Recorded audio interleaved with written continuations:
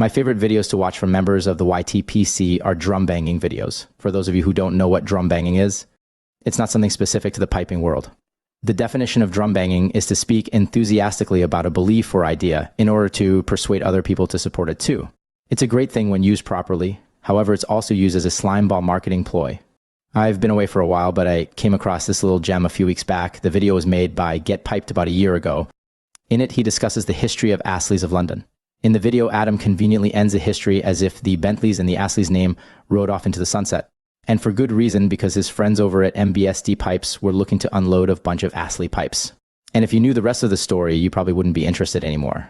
The truth is that after the Bentleys closed the doors, a man by the name of Mordecai Ezrati purchased the rights to the name and remaining inventory. Ezrati also owned James Upshall. Here is where things get a bit muddy. Ezrati was accused of buying unbranded or estate pipes and having Barry Jones sand them down so they can be restamped with the Astleys or Upshall branding. From my research, this seems to have been confirmed by Ken Barnes. Nobody has an exact number. Some say a few hundred, while others are saying a few thousand. When Ken was asked why he thought Ezrati was doing this, he said the only thing he could think of was that it appeared he was buying these pipes for $6 per dozen and turning them into a $480 pipe. Ken stated that Barry told him there was plenty of rods to turn stems and a pile of stummels. Yet Ezrati was having him sand down these pipes so they can be restamped with either the Astley or Upshall markings. After Mordecai's death, it appears his wife, Karen, sold off the Astley's name. From 2017 until 2019, the company was owned by an individual named Frederick Kirby. The business operated under the name Astleys of London Limited and sold tobacco and leather goods, but was mostly involved in cannabis vapor technologies.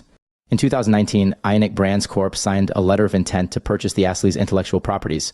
From filings at the time, Iconic planned to use the Astley name on a pipe-shaped cannabis oil vaporizer. It's unclear if the sale went through or not, as Ionic Brands was acquired by another cannabis company, Your Way Brands, which was delisted from the Canadian Stock Exchange and appears to be having problems of their own, as complaints were filed that they were engaging in unlawful kickback schemes. However, as of February 29th, Karen Ezrati is still listed in UK business filings as the director of the James Upshall Pipe Co, whereas Astleys of London Limited was struck from the register. Around the same time, it was to be purchased by Ionic. There's no doubt that Ezrati muddied the waters by doing what he did, but let's be honest, by the time he purchased Astley's, the wheels were starting to fall off of it anyway.